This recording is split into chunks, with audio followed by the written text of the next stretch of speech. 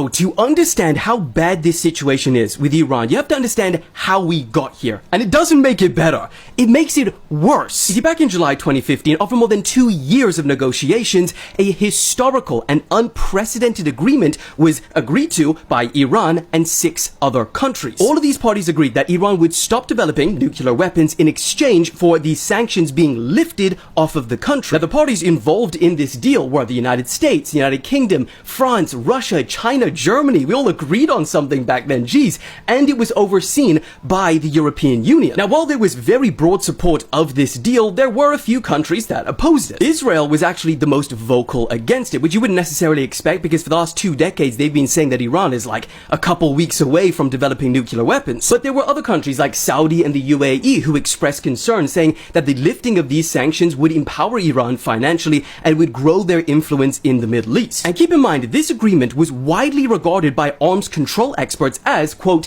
the most intrusive nuclear inspection regime ever negotiated. Not only did the IAEA have unprecedented access to Iran's facilities, but no other non-nuclear weapon state has ever agreed to this level of nuclear regulation. Following the signing of the agreement, Iran shipped 97% of its uranium stockpile to Russia. They dismantled centrifuges and sealed equipment. They allowed 24/7 surveillance of their nuclear facilities. And from 2015 to 2018, the IAEA repeatedly confirmed Iran's full compliance and 0 violations. But why I say it only lasted 3 years is because the US then got a new administration. And in May 2018, Trump exited the deal unilaterally and reimposed those sanctions on Iran. Now, he said it was because it was the worst deal ever negotiated, and he claimed that it was fundamentally flawed, allowing Iran to continue building ballistic missiles and still allow them to fund militant groups like Hezbollah and the Houthis. And I guess in theory, you could say that it makes sense because Trump believed that by reintroducing these sanctions,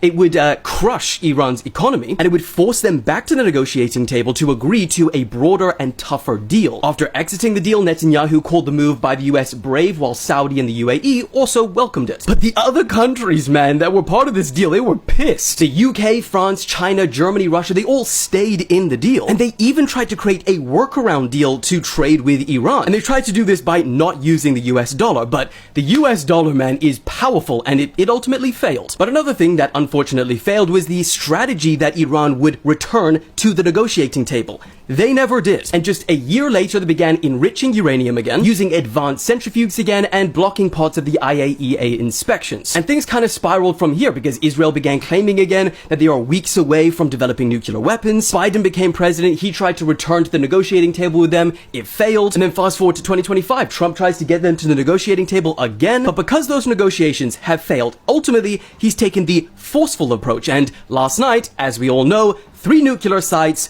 bombed. So at this point, Iran pretty much has 2 options: negotiate or retaliate. If they retaliate, not only do they keep their sanctions on their economy, they also risk losing their ability to develop nuclear weapons by force. And also, we all get screwed because prices of oil go up, lives will be lost, and more countries inevitably get dragged in. But if Iran decide to negotiate, it'll likely be a deal that is tougher and broader than ever before. So after years of kicking this can down the road, we've now run out of road. Now, there's no good options for anyone. It's either bend or break. And the decision makers who got us here, they'll say, hey guys, we had no choice. There you go.